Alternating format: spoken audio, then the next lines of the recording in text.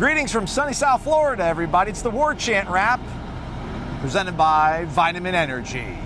What's the promo code, Ira? Warchant BOGO, I believe. It is, that is correct. Go to vitaminenergy.com. There's Noles behind them, hooking you up with that promo code, buy one, get one free. I got some Mood Plus in me this morning, so maybe that's why I got a little bounce in the step. Maybe it's just the sun. It's 80 degrees in December. I am stoked. It's beautiful. I love the energy at practice, which we can't show you currently, but there's B-roll probably playing over it throughout the day here, but maybe it's the sunny weather, or maybe just being able to speak to the players on Wednesday morning. Maurice is dialed in, talked about the fact that, he didn't want to let down this university, so that's why he opted in. Talked to Dimitri Emanuel. He's just, man, the nature of the beast playing offensive line. You're five brothers, you're across them all the time. Like, you want to finish this thing out. Feeling a bit more buoyed right now, man. How do you, what do you see from practice, and what did you take away from Wednesday's media availability with Brock Glenn and the crew? Yeah, I agree with you. I thought practice was spirited, the part we saw, and which people can watch on our channel. But also, those interviews today I thought it's kind of cathartic, to hear them talk about, because since this has all happened, since Florida State got left out of the college football playoff, and then you had the opt-outs and all the things that have happened, we really haven't heard a lot from the team. But today we did. We had a bunch of interviews with Alex Atkins and several offensive players. And look, man, they're talking as good a game as you can talk. Now, the game's going to be played, and we'll see what it looks like. But you can tell that I think they're in the right frame of mind for what they're about to go up against. And, we'll see how they do. But I thought that was good just to hear from them. Watch those interviews. Listen to their, not just the words, but the way they say it. I think they're actually excited about this game. They're confident, man. I asked Dimitri what success looked like for you guys on Saturday. He's like, just playing the best brand of football that we possibly can.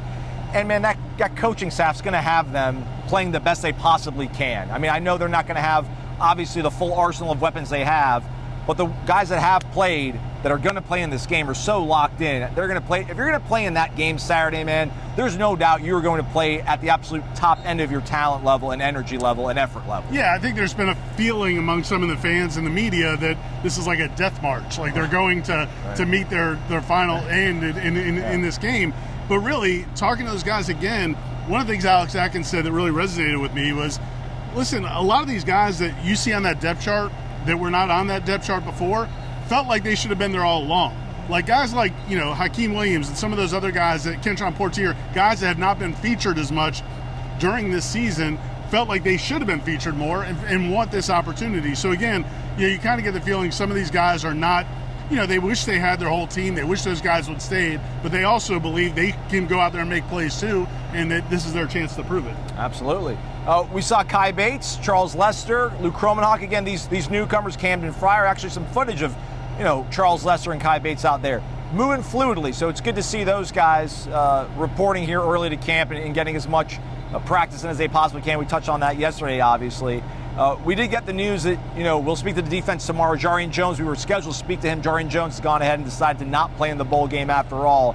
I don't know, so does that put us at like 9 of the 22 starting positions about that they don't have a player at? But again, they kind of know the deal at this point, right? I mean, that doesn't take away from their preparedness level, I guess. Yeah, and I think, just again, talking to those guys and listening to what their perspective is, there's not like animosity. Like none of the players are mad at the guys who decided not to play. They feel like they all had their own decisions to make. Alex Atkins made another really good point. He said, this is not because of the COVID year, and because so many of these guys are 22, 23, some are 24, 25 years old, this is not your typical 20-year-old college kids who opted out at their junior year, who are getting ready for the NFL draft. A lot of these guys have played 5-6 years of college football, and they just want to go focus now. They got left out of the playoff. They're mad about that, and they just want to go get prepared for their next step. And nobody's begrudging that. I think that when these teammates get back together years down the road, when they have a reunion for the 2023 team that went 13-0, I think they're going to feel as good about those guys as they would if those guys played in this game. You don't sense any animosity from anybody that left the team. Brock Glenn was up at the podium. It was supposed to be Tate Rodemaker who was scheduled to speak to us, but Tate Rodemaker obviously, again, entered the portal, will not play in the bowl game. What did you take away from Brock, sort of the way he comported himself?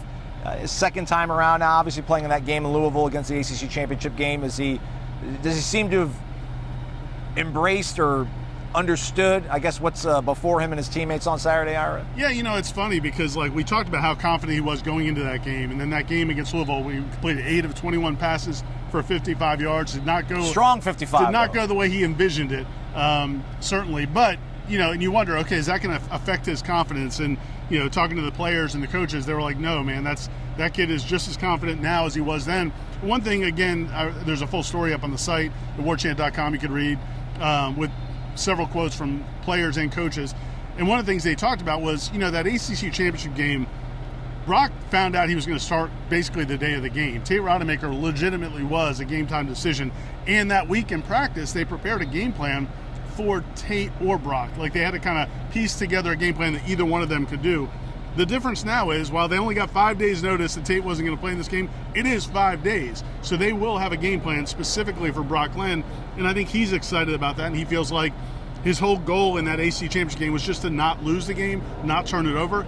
This game, he feels like they're putting things in for him to actually make some plays. So we'll see if he can do it. Right. This was the final open practice of the 2023 season. They'll practice on Thursday and Friday, but it's totally closed to the media, which, whatever, we get it. Tomorrow we'll speak to Adam Fuller and the folks on the defense. Braden Fisk, supposed to talk to him. Right. That's pretty cool. So we'll have that up on the website as well. Maybe a live edition of Wake Up Warchant as well, possibly, but we'll still have a podcast up there. Jeff Cameron Show returns to the airwaves on Thursday. He and Tom Lang, 1 to 3 o'clock.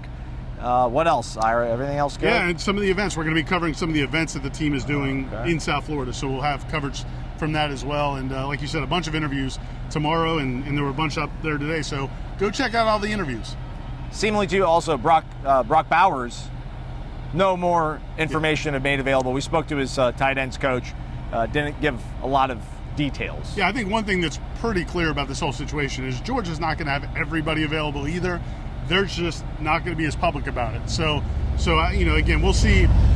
But Georgia, I think, had 18 guys go in the transfer portal. Not all starters, but they did have 18 guys. And then we don't know about Brock Bowers, and there's a lot of uncertainty there about a couple other guys. So, they're not going to be full strength either. But we probably won't know much about that definitively until game time, whereas Florida State's been pretty public. I almost froze like Mitch McConnell at the top of this, Ira, is because it's actually the Vitamin Energy Warchant wrap. And I said the Warchant wrap presented by. And I'm like, my brain, what's going on? VitaminEnergy.com, promo code is Warchant BOGO, Warchant BOGO. Buy one, get one free. You got all those Visa gift cards in your stocking, everybody. Use it. Make your day a little bit better. He's Ira. I'm Aslan. Thanks for watching. Stay connected to Warchant.com. Hit that thumbs up on the way out. Certainly would appreciate it.